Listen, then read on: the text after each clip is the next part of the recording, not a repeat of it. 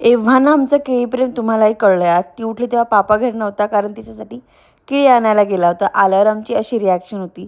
तिचाच vaccine होतं म्हणून मी तिला हॉस्पिटलमध्ये घेऊन गेलो होतो. तिथे एका आजोबांशी आम्ही छान ओळख करून घेतली. नंतर फार रडली ती आणि रडता-रडता ते वॅक्सिनचं बॉक्स घेऊन तशीच झोपून गेली आणि दिवसभर आम्ही तसंच होतो. त्यामुळे संध्याकाळी तिला पहिल्यांदाच थोडा जास्त टीव्ही दाखवला तर मला वाटलं होतं की टीव्ही बंद केल्यावर रडेल, पण ती नाही रडली. उलट मला बाहेर चल असं सांगू लागली. नंतर पुन्हा थोडीशी बरी झाली आणि तिचं बुक माझ्याकडे घेऊन आली, की "आई दाखव गं मला यातलं काहीतरी." मी ते ओपन करून दिल्यानंतर स्वतःच सखीला सखी बघून तिला खूप भारी वाटलं.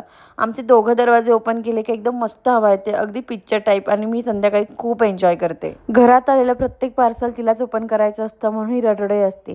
आज कित्येक दिवसांनी आम्ही मस्त ही पेस्ट्री पार्टी केली. त्यानंतर पहिल्यांदाच झोळीचा आधार न घेता इतकी छान निखिलच्या कुशीत झोपली ती. त्या दोघांना असं बघताना मला खूप छान वाटलं आणि संपला